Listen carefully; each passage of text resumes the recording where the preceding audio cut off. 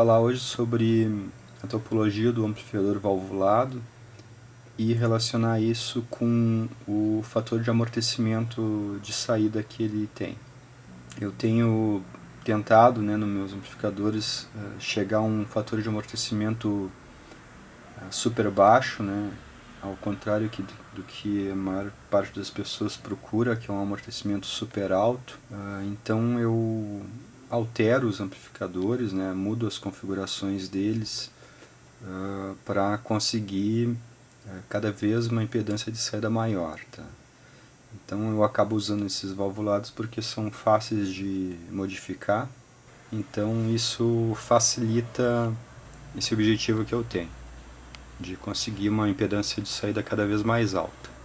Eu já fiz alguns vídeos sobre esse amplificador, ele já passou por várias etapas, ele já teve vários fatores de amortecimento cada vez maiores, então eu resolvi relacionar aqui no caso as etapas que ele passou para vocês entenderem como que eu consegui impedâncias de saída super altas modificando alguns parâmetros dele. Bom, quando eu comecei nesse amplificador aqui, ele tinha mais ou menos essa configuração. Ele tem aqui, digamos que, blocos, etapas. Essa aqui é a etapa de saída, esse aqui é o transformador de saída, e esse aqui é a amplificadora de tensão, uma válvula amplificadora de tensão, e essa aqui é uma válvula que faz a inversão de sinal, porque aqui na saída, essas aqui trabalham em push-pull, então elas precisam de sinais com fases invertidas. Então, enquanto uma está trabalhando com semicírculo negativo, a outra está trabalhando com semicírculo positivo. Então elas colocam o sinal aqui no transformador, e esse sinal é induzido para fora. Essa configuração aqui, essa topologia, chama-se concertina. Ela é uma configuração mais usada para amplificadores pequenos, de pouca potência, com 6V6, com L84, com esse L82. Essa configuração aqui funciona muito bem. Uma das limitações que tem essa configuração aqui é que, pelo fato de a gente tirar aqui o sinal da placa e do catodo, a gente só consegue aqui um valor pico a pico entre esses dois pontos de meio VCC. Então é um circuito que excita, digamos, válvulas aqui que precisam de pouco sinal.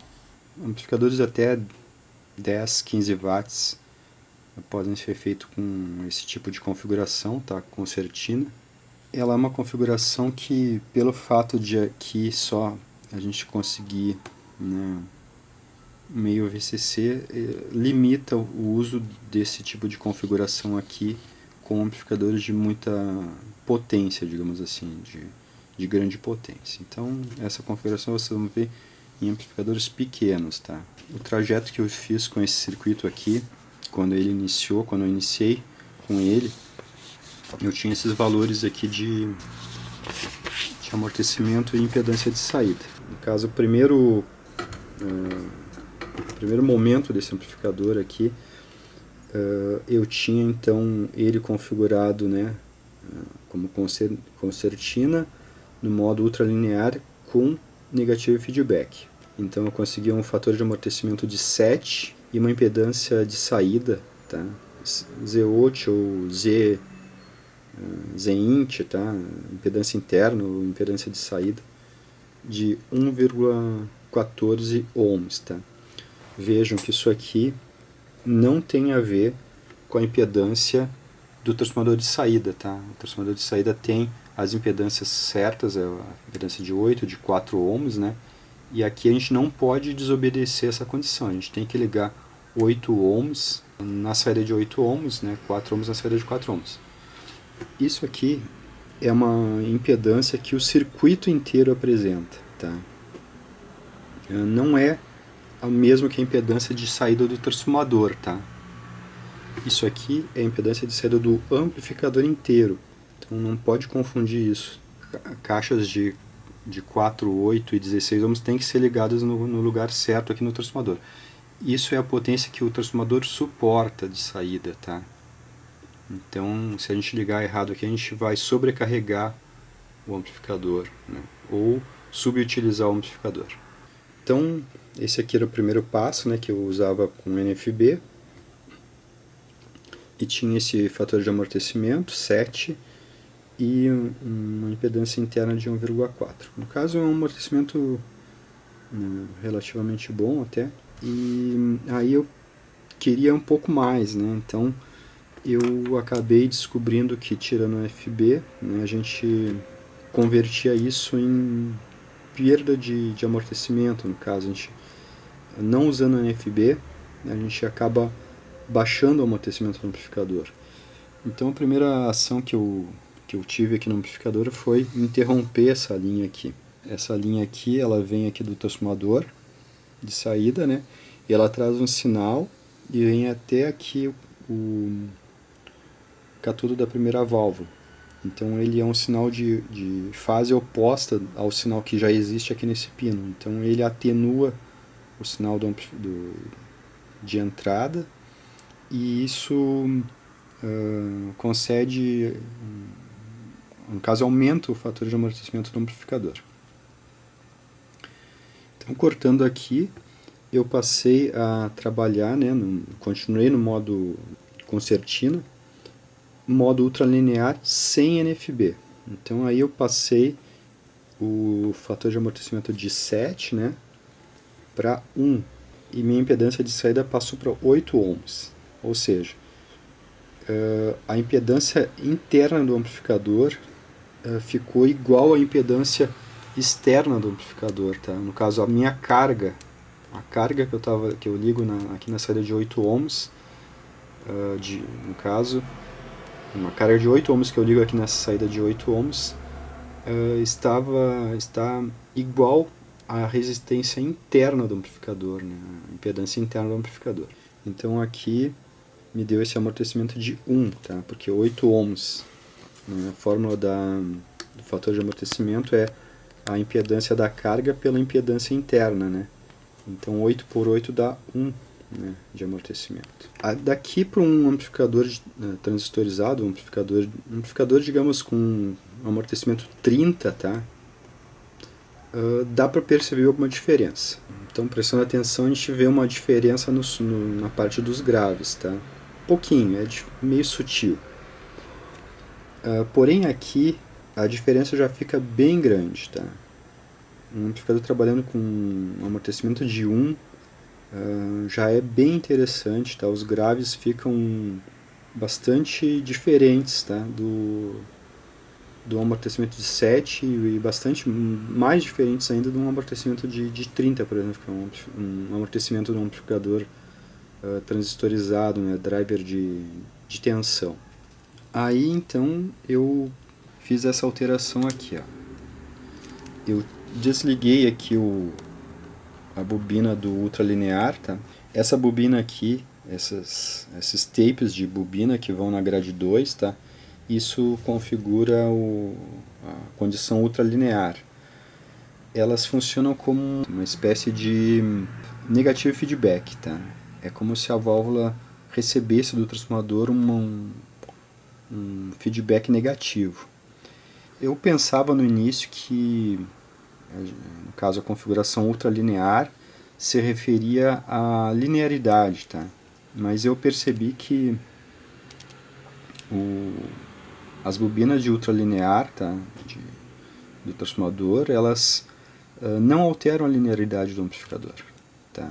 Desligando elas e passando o amplificador para outro modo, modo triodo, por exemplo, a gente continua com a mesma linearidade.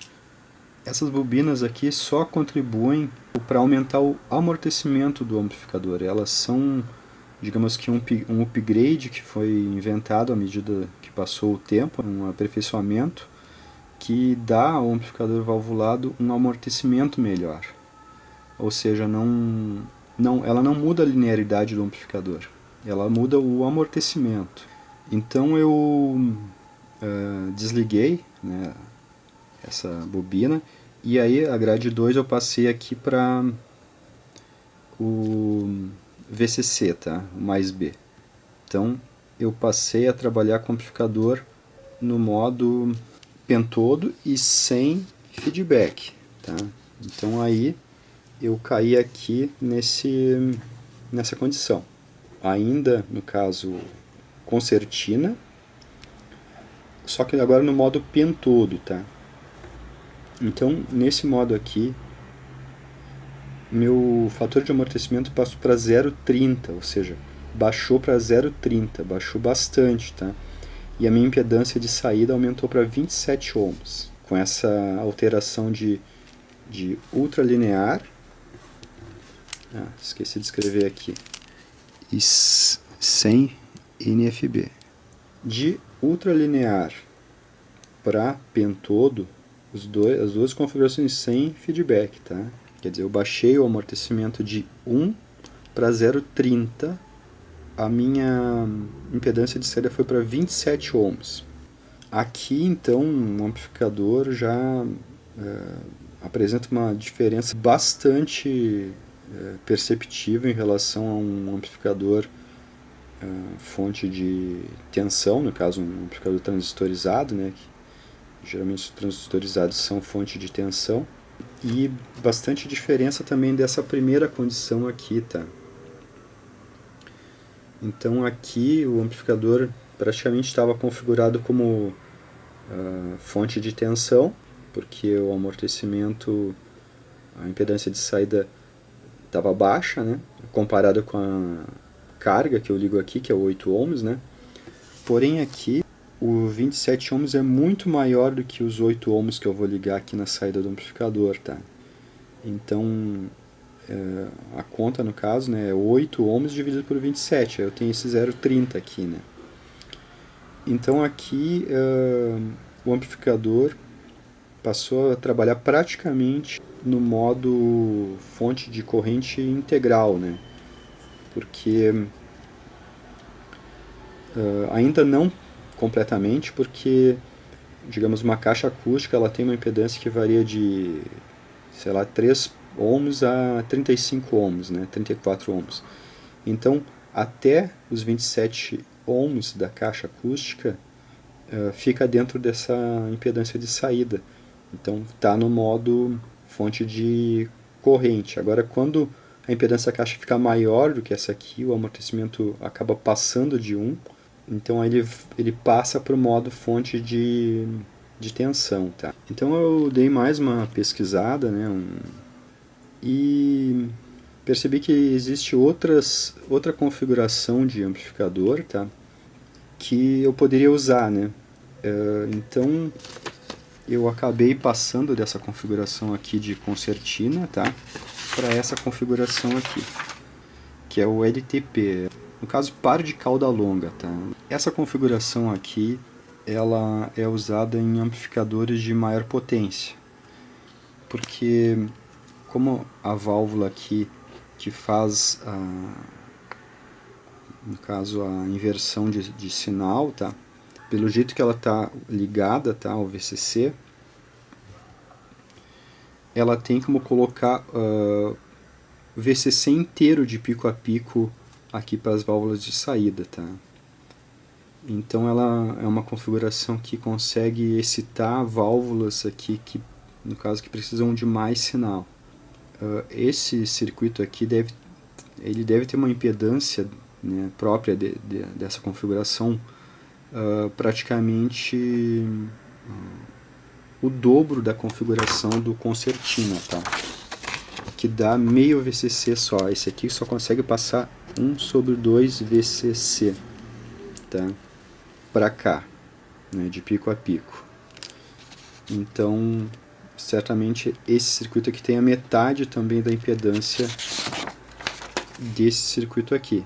Esse circuito aqui passa 1 VCC inteiro de pico a pico para cá. Bom, feedback eu já não uso mais Deus lá no princípio, então eu tirei aqui a realimentação, tá? Eu também não está ligado ultralinear, tá? Ele está ligado no modo pentodo, tá? Basicamente ele está assim, esse amplificador aqui. E aí eu fiz as medições, tá? E ele apresentou então essa esse fator de amortecimento, 0,133. E a impedância de saída foi para 60 ohms. Então, basicamente, aqui com esse amplificador e essa configuração, eu cheguei ao meu objetivo, tá? Eu queria um amplificador que conseguisse cobrir toda a gama de variação de impedância de uma caixa acústica real. Então, por exemplo, uma caixa acústica ela tem vales de 3 ohms, né?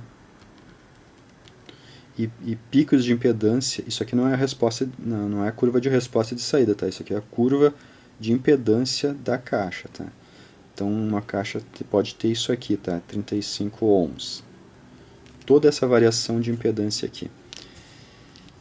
Eu queria que toda essa variação de impedância coubesse dentro da impedância de saída do amplificador. Então, toda essa gama de impedância, como ela é menor do que essa impedância aqui, né, de 3 ohms a 35, esse amplificador ele funciona todo o tempo no modo fonte de corrente. Ele não passa para o modo fonte de tensão, pelo menos com essa caixa aqui que eu estou apresentando, tá? Uma caixa que tivesse um pico de impedância que passasse de 60 ohms, sairia para o modo fonte de tensão. Mas essa caixa aqui, essas caixas que eu tenho, elas mais ou menos são de 5 ohms a 30, 5 ohms a 40, né? Então elas cabem dentro dessa impedância de saída aqui.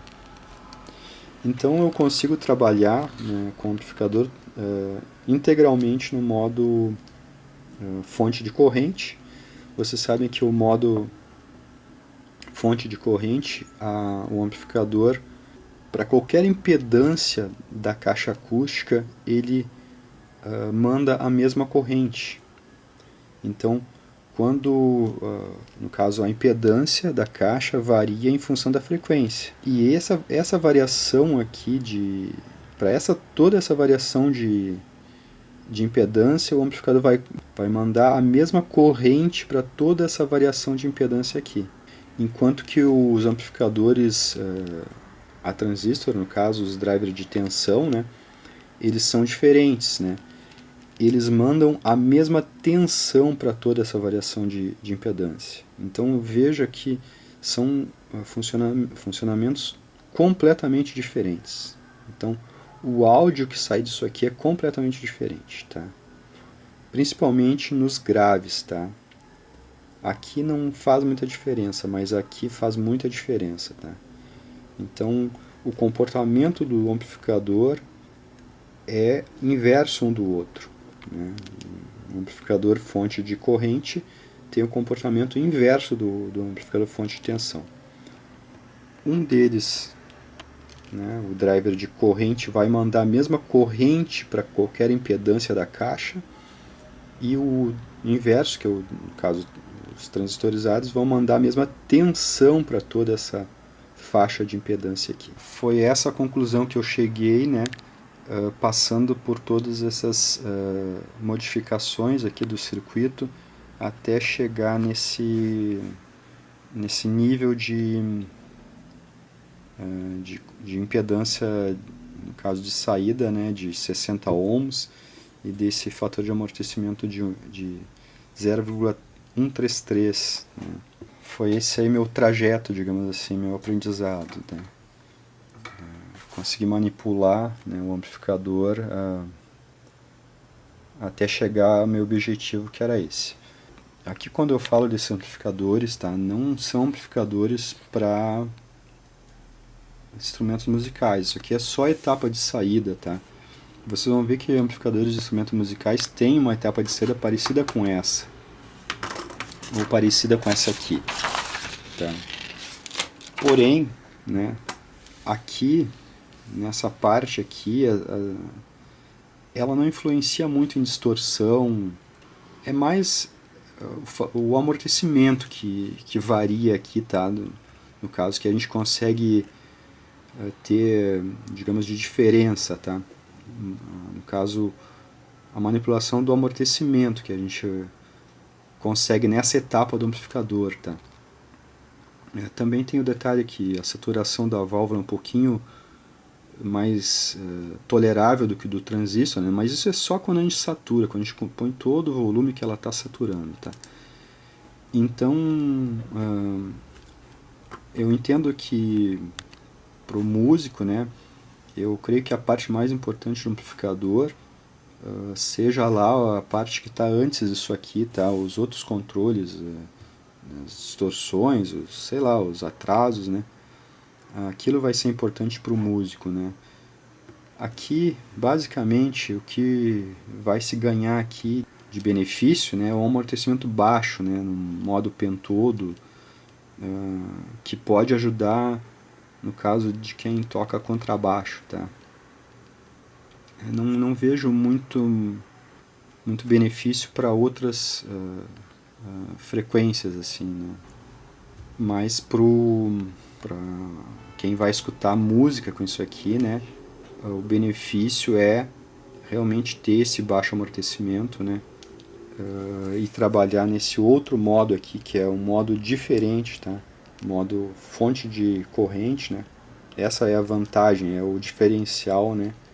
É isso aqui. Então, daqui para cá, a diferença do áudio entre o amplificador transistorizado e o amplificador realmente valvulado, né? Ela aumenta muito aqui a diferença, tá? No início, os amplificadores provavelmente não tinham essas correções de bobina ultralinear, então era tudo no outro modo, pentodo, né, ou triodo. Depois que eles começaram a fazer correções, né, para conseguir melhorar o amortecimento, né, ou seja, para conseguir tirar o amplificador do modo fonte de corrente, né, para passar ele para o modo fonte de tensão. Então, existem outras configurações de transformadores que têm um amortecimento bem maior, tá? Mas aí vai ser que nem um amplificador transistorizado, né? Então, a diferença de topologia dos amplificadores também modifica o fator de amortecimento. Vejam que esses números aqui, tá, são para esse tipo de configuração que tem duas válvulas de saída, uma etapa, digamos só, né? Isso aqui é um tubo, tá? Uma válvula, são duas válvulas dentro de um tubo, no caso. Aqui também, tá? Então, isso aqui serve para os amplificadores que tem essa configuração, tá?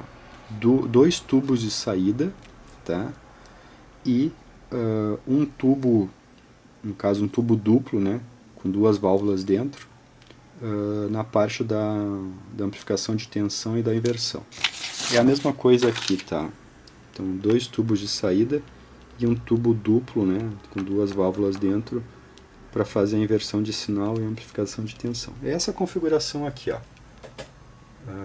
Dois tubos de saída e aqui um tubo duplo, né, com duas válvulas dentro, fazendo a inversão de fase e amplificação de tensão. Então, esses números aqui são para esse tipo de configuração. Eu creio que se tiver mais válvulas aqui na frente, o amortecimento vai baixar cada vez mais. Tá? Talvez se tiver esse tubo aqui e mais um outro aqui na frente, tá? Uma válvula simples aqui, como pré dessa etapa aqui, a gente vai ter um amortecimento mais baixo ainda. Eu creio que dá para chegar aqui perto do 100 de impedância de saída. Tá?